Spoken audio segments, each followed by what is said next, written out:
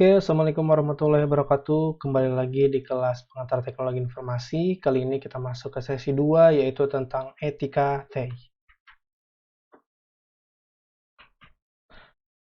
Oke, apa itu etika teknologi informasi?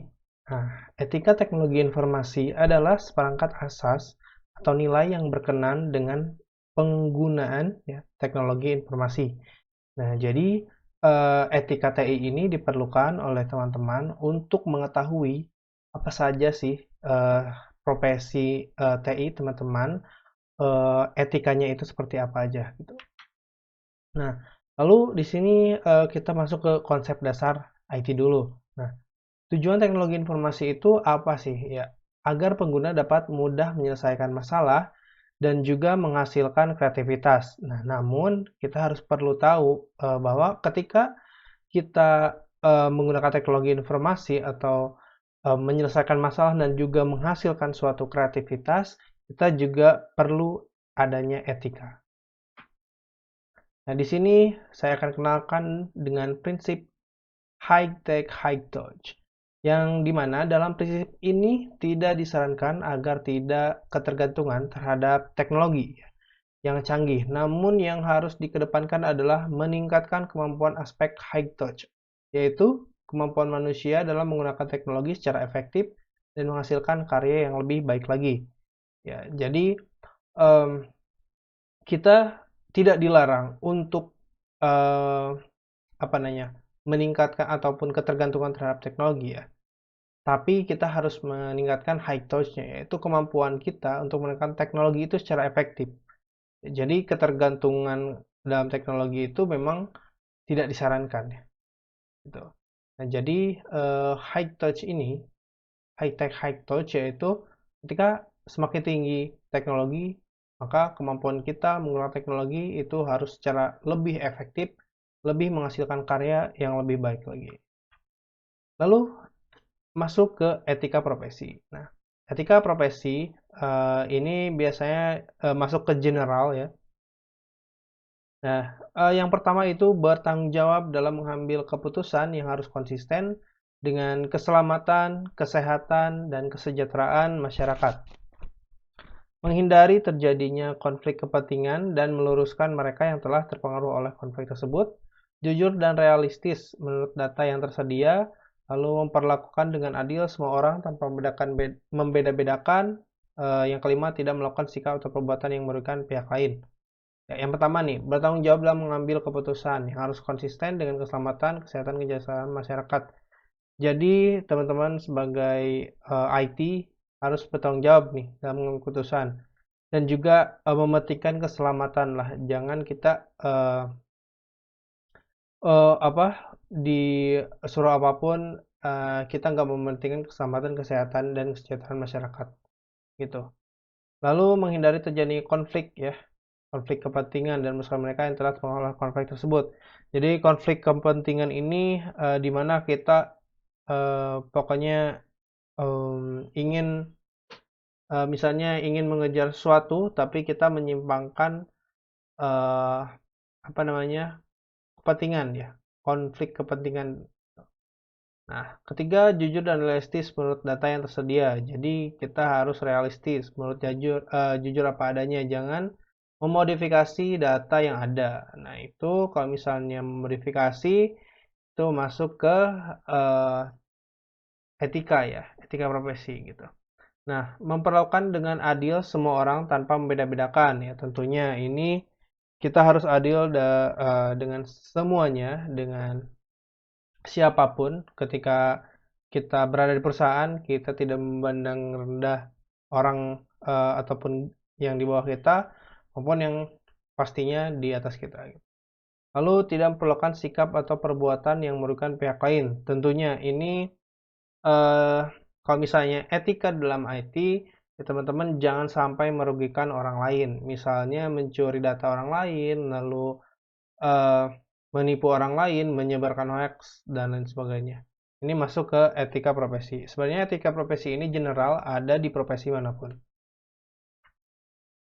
Lalu saling membantu antar ya, rekan kerja dan mengembangkan profesi mereka dan mendukung mereka dalam mengikuti kode etik ini.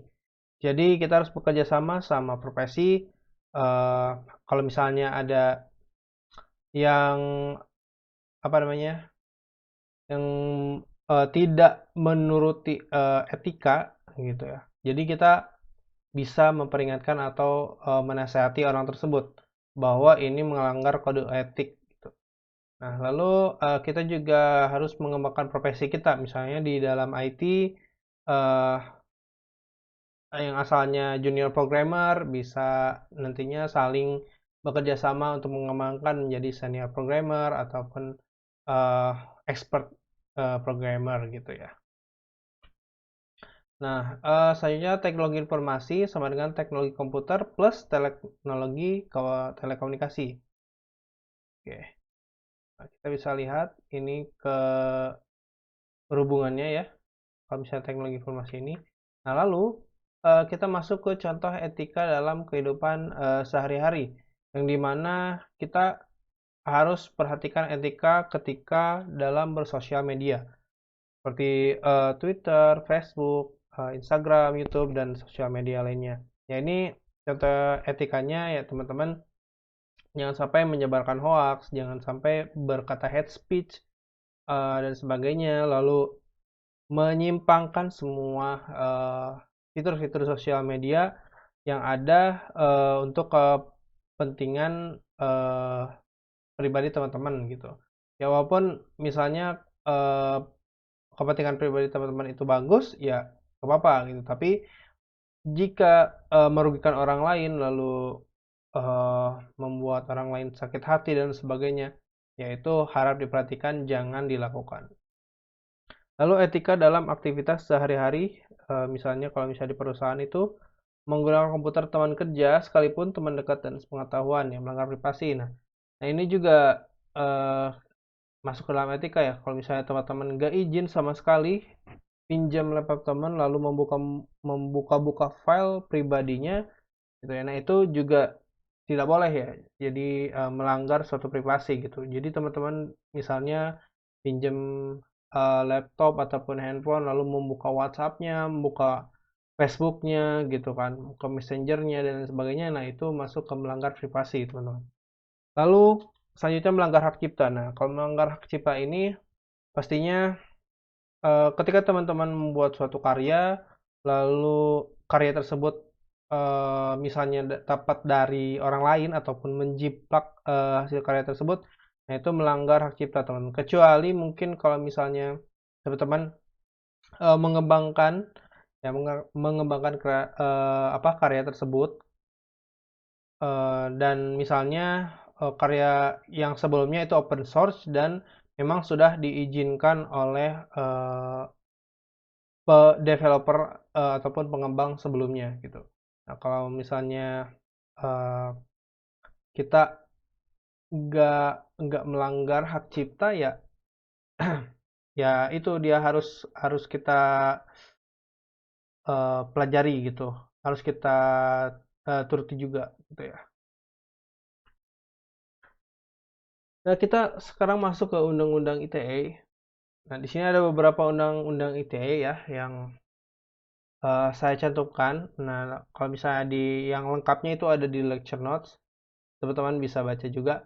Nah, di sini pengakuan informasi atau dokumen sebagai alat bukti hukum yang sah. Nah, ini ada di pasal 5 dan pasal 6 UU ITE. Lalu penyelenggaraan sertifikasi elektronik, ini ada di Certification Authority di pasal 13 dan pasal 14 UU ITE. Lalu penyelenggaraan sistem elektronik di pasal 15 dan pasal 16 UU ITE. Nah, undang-undang ini nantinya bisa menjadi acuan teman-teman ketika adanya pelanggaran-pelanggaran yang disebabkan oleh profesi IT. Oke, nah itu dia teman-teman untuk sesi kedua ketika kita belajar tentang etika di dalam teknologi informasi itu seperti apa aja dan macam-macam etika. Nah, untuk yang lainnya teman-teman bisa baca di lecture note, di situ ada lengkap gitu. Oke, terima kasih telah menonton video ini. Sampai jumpa di sesi selanjutnya.